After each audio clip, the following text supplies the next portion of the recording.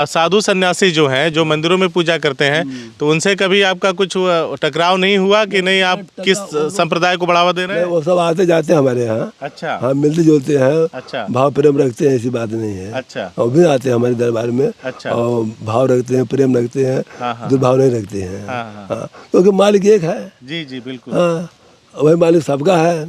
तो सबका मालिक एक है। साईं सबका बाबा भी यही कहते थे, हाँ, सबका मालिक सबका मालिक एक दाता साईं, और सब कोई मिलके रहो मेरे भाई। सबका मालिक एक दाता साईं, और सब कोई मिलके रहो मेरे भाई। तो हिंदू मुसलमान सब आते हैं यहाँ पे? हाँ, सब आए, हमारे सब। हाँ, को भाई सब आएंगे। देखिए यहाँ रेंडमली कुछ लोग बैठे हैं, मैं इन लोगों से बातचीत करूंगा और फिर आगे हम आपको दिखाते हैं कुटी के बारे में और बाबा जी से पूछेंगे। आपका क्या नाम है? रामलाल। कहाँ से आए हैं? हुसैनाबाद से। तो क्या यहाँ बताया जाता है? सब पर वचन दिया जाता है। सत्य का वचन दिया जाता है। अच्छा लगता है? हाँ जी। लेकिन लोग कहते हैं सत्य सुनकर लोगों को कड़वाहट होने लगती है, बड़ा कड़वा होता है सत्य। जी।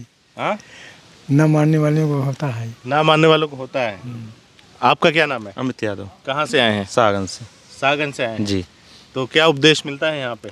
उद्देश्य यही मिलता है, एक साथ रह के चलना चाहिए, गलत चीज़ों में ध्यान नहीं रहना चाहिए। तो मूर्ति की पूजा करते हैं कि नहीं आप? नहीं, मूर्ति की पूजा नहीं करते हैं। नहीं करते। गुरु पूजा होती है। गुरु पूजा। जी। अच्छा, ये जितने सारे लोग हैं इस संप्रदाय को मानने वाले हैं, दाता साईं को मानने वाले। हाँ? जी। अच्छा, तो आप लोग मंदिर में नहीं जाते? नहीं, हम लोग मंदिर में नहीं जाते। अच्छा जी। तो आपका घर कहाँ पे है? हुसैनाबाद में ही। शाहगंज। सागन। जी जी तो शाहगंज से ज़्यादा लोग आए हैं यहाँ पे? जी। आ जाए अच्छा। दर्शन। आपका क्या नाम है? यशवंत मौर्य। कहाँ से आए हैं? हुसैनाबाद सागंज। शाहगंज से सारे लोग हैं? हाँ, अच्छा, आप लोग ये आसपास के ये आश्रम के ही हैं? हाँ जी, चकिया आश्रम अच्छा। का है। अच्छा लगता है बाबा जी की शिक्षा? अरे हम लोग से अच्छा लग रहा है तभी तो आ रहे हैं। अच्छा लग रहा है तभी आ रहे हैं। जी। अच्छा, तो आप लोग नहीं जाते मंदिर में पूजा करने या कुछ? नहीं, पूजा मंदिर में नहीं करी जाती। नहीं यहीं करते आते हैं? मंदिर में नहीं जाते हैं? नहीं। अच्छा, तो चलिए देखिए ये दाता गुरु से हमने बातचीत किया है और यहाँ पे देखिए ये जो झाड़ लगाई गई है, ये इसकी एक कहानी है। इसको हम बाबा जी से जानेंगे। और क्योंकि ये जगह जो है ना काफ़ी ऊंचाई पे बनाई गई है, और ऊंचाई पे बनने का कारण आप बता दीजिए, क्योंकि आपने मुझे पहले तो बताया है तो मैं तो जान ही रहा हूँ। और ऊंचाई पे बनाने का कारण भी ये है कि पास में जो है तामसा नदी बह रही है 50 मीटर की दूरी जी, 50 मीटर की दूरी पे, हम्म। और बाढ़ आ जाती थी यहाँ पे। अच्छा। तो इसलिए ऊंचाई पे बनाया गया है ताकि जो है जब भी बाढ़ आए तो उसका प्रभाव न पड़े आश्रम और वो पे। जो झाड़ लगाई गई है, और जो झाड़ इसलिए लगाई गई जब पास में जंगल है, हाँ। जंगल की वजह से जो है सर्प और बिच्छू काफ़ी मात्रा में आश्रम पे आ जाते थे, और जो मड़ई वगैरह बनी हुई वहाँ ऊपर चढ़ जाते थे। तो इसलिए इसको लगाया गया। इसका नाम सर्पदंश है, इसलिए लगाया गया है ताकि जो है सर्प वगैरह जो है आए ना जो है। अच्छा, सांप वगैरह नहीं आते हैं? हाँ, अब जब से लग गया है तब से करीब 75 से 80% जो है कम हो गए हैं, अब नहीं आते हैं, इक्का दुक्का आते हैं। तो किस तरह से यहाँ पे पूजा वगैरह करते हैं, थोड़ा उसको पूजा ये जो है, ये वाली जो मड़ैया है, ये हम लोगों की मेन तपोस्थली है। अच्छा। इसमें बैठ के तपस्या करा जाता है, ध्यान किया जाता है गुरु का। इसमें शिष्य लोग भी बैठ सकते हैं इसमें? हाँ, शिष्य लोग भी बैठ सकते हैं, लेकिन जब गुरुजी बाहर हों तब। अच्छा। अगर गुरुजी अंदर हैं तो जो है इसमें नहीं बैठ सकते हैं। अच्छा। आप आइए, फूल पत्ती लेके परिक्रमा कीजिए और उसके बाद में आप बाहर बैठिए। अच्छा। और इसलिए इसकी परिक्रमा करी जाती है क्योंकि जिस स्थान पे कोई भी संत तपस्या करता है, किसी भी संप्रदाय का वो हो, किसी भी धर्म को मानने वाला हो, जब कोई भी संत या कोई भी फकीर जब ईश्वर की आराधना करता है, हाँ। तो वो स्थान जो है अपने आप स्वतः पवित्र हो जाता है। अच्छा। तो ये मान के जो है, चूंकि ये तपोस्थली है और यहाँ पे एक संत तपस्या करते हैं, इसलिए बनाया जाता है एक परिसर नुमा जो है, ताकि कोई भी व्यक्ति आए तो इसकी परिक्रमा करे वो। अच्छा, ये परिक्रमा करने के लिए बनाया गया है कि तो कितना बार करना होता है? एक बार अनिवार्य है, और उसके बाद में व्यक्ति की इच्छा है कि वो कितनी बार और करना चाहता है, ये व्यक्ति के ऊपर डिपेंड तो करता ये है। परिक्रमा करने से और मतलब क्या, मतलब उम्मीद क्या रहती है लोगों की, ये परिक्रमा करेंगे तो क्या होगा? परिक्रमा करने से देखिए भैया, जैसे ये होता है कि जैसे आप किसी विद्यालय में गए, वहाँ आपका टेस्ट लिया जाता है कि आप विद्यालय में एडमिशन के लायक हैं। अच्छा। तो ये परिक्रमा करने के ये मतलब है कि जैसे आप कोई भी व्यक्ति संत के आश्रम में आया, तो संसारिक जो विकार है उसके दिल में है, ईर्ष्या, दोष, सारी चीज़ें भरी हुई हैं। आप जो है ईश्वर की आराधना करते हुए जब इसकी परिक्रमा करें, तो इसके प्रभाव से वो कुछ विकार जो है आपके मन के, आपके हृदय के, वो दूर हो जाएंगे, ताकि संत का दर्शन आप स्वच्छ मन से कर सकें। यहाँ कोई समाधि भी? जी, ये जो गुरु जी उनकी समाधि है कि जिन्होंने इस आश्रम की स्थापना करी थी, उनकी समाधि है ये। अच्छा। जी। तो जिन्होंने इस आश्रम की स्थापना की उनकी समाधि है यहाँ पे। जी जी जी जी।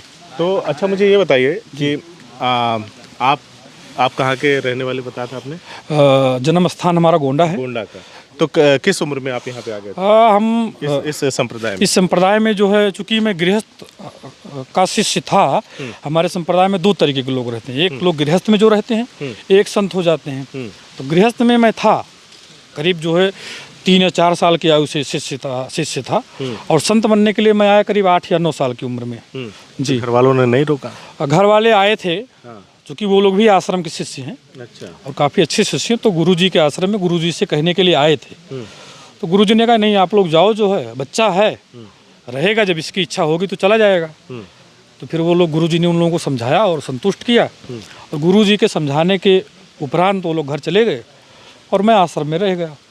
और तो कभी माँ की याद नहीं आई घर में? नहीं, भाई बहन? कभी नहीं, कभी नहीं, कभी नहीं? कभी नहीं। वो लोग से अभी मिलना होता है? हाँ, चूंकि आश्रम में जैसे जो भी गुरु आश्रम हमारा है, वहाँ पे वो उसकी स्थापना 1740 की है। जो हमारे पंथ प्रवर्तक सतगुरु मोहन सादाता जी थे, उनके जो 5वें नंबर के शिष्य थे सतगुरु फौरम सादाता जी, उनका बनाया हुआ वो आश्रम है। 1740 में उसकी स्थापना हुई है।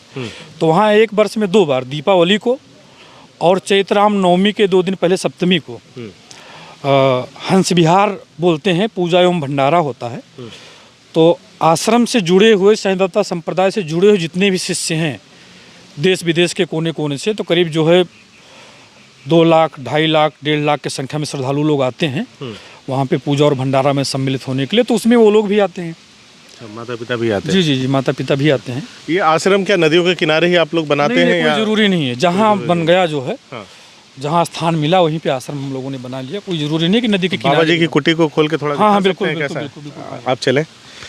तो अब देखिए, मैं आपको दाता साईं का आश्रम जो है वो दिखा रहा हूँ। यहीं पे बैठ के बाबा जी ध्यान लगाते हैं और थोड़ा हमें झुक के जाना होगा इस जगह पे।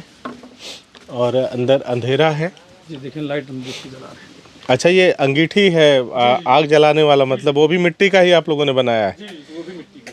अच्छा, खैर देखिए चारों तरफ ये लकड़ी का इस्तेमाल करके इस कुटी को बनाया गया है। तो बाबा जी यहीं पे ध्यान लगाते हैं? इसी पे बैठ के ध्यान लगाते हैं, ध्यान करते हैं। वो गुरु का ध्यान इसी पे बैठ के किया जाता है। इसी पे बैठ के ध्यान किया जी जाता जी है? जी जी जी जी। अच्छा, आप लोग जो ये बनाए हुए हैं कुटी जो आपने बनाया है, मैं इसमें देख पा रहा हूँ कि ज़्यादातर इस्तेमाल आप लोगों ने सरपत, लकड़ी, मिट्टी, इन्हीं सब चीज़ों का किया है।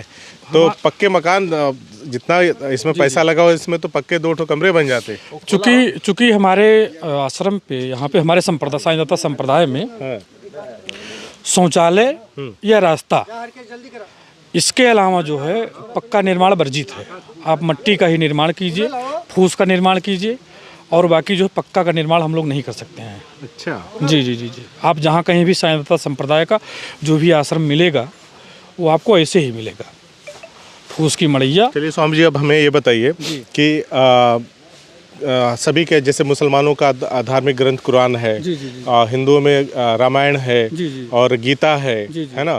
तो आपके संप्रदाय का क्या है? हमारे संप्रदाय का धार्मिक ग्रंथ का नाम है अरस। अरस? जी जी जी। अच्छा। और अरस,